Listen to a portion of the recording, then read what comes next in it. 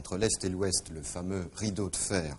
C'est non loin de cette frontière que soldats belges, allemands et anglais se sont entraînés durant une quinzaine de jours, sous l'œil attentif de plusieurs officiers de l'Armée rouge et du pacte de Varsovie, qui étaient là en mission d'observation après les fameux accords Est-Ouest d'Helsinki. Deutsche Demokratische Republik. C'est ici que passe la frontière entre la République démocratique allemande, ce qu'on appelle communément l'Allemagne de l'Est, et la République fédérale allemande, l'Allemagne de l'Ouest. À quelques dizaines de mètres de nous, juste entre les arbres là-bas, le rideau de fer, matérialisé ici par un treillis de 3 mètres de hauteur et par une seconde barrière de protection à quelques centaines de mètres. C'est en partie à cause de cette frontière que 30 000 soldats ont participé durant 10 jours aux manœuvres militaires du 1er corps d'armée belge.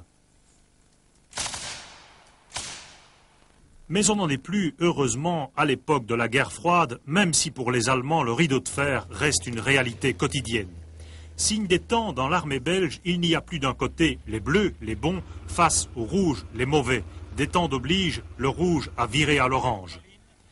Plus sérieusement, les manœuvres Golden Krone ont reçu la visite de nombreux observateurs. Parmi eux, des représentants du pacte de Varsovie, dont un colonel soviétique qui s'est prêté d'une manière assez particulière, vous allez l'entendre, au petit jeu de la conférence de presse.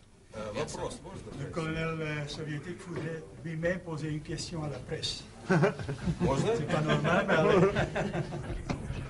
Après avoir demandé aux journalistes de se présenter, le colonel n'a pratiquement plus rien dit. Mais il a, semble-t-il, réservé plus de temps aux militaires belges.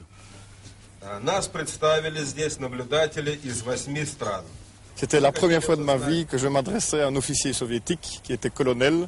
C'était assez impressionnant. Il m'a posé assez bien de questions et je lui ai répondu. Vous aviez mission de répondre à quel type de questions? Nous parlions de l'exercice, de ce que nous étions en train de faire. Nous pouvions montrer l'armement que nous mettions en œuvre et nous parlions de l'exercice. Est-ce que ce colonel vous a confié ses sentiments vis-à-vis de l'armée belge ou de l'armée de l'OTAN? Non, mais il a quand même posé des questions qui sortaient de l'exercice. Pour la petite histoire, sachez qu'une de ces questions était de savoir combien de temps il avait fallu à la garnison de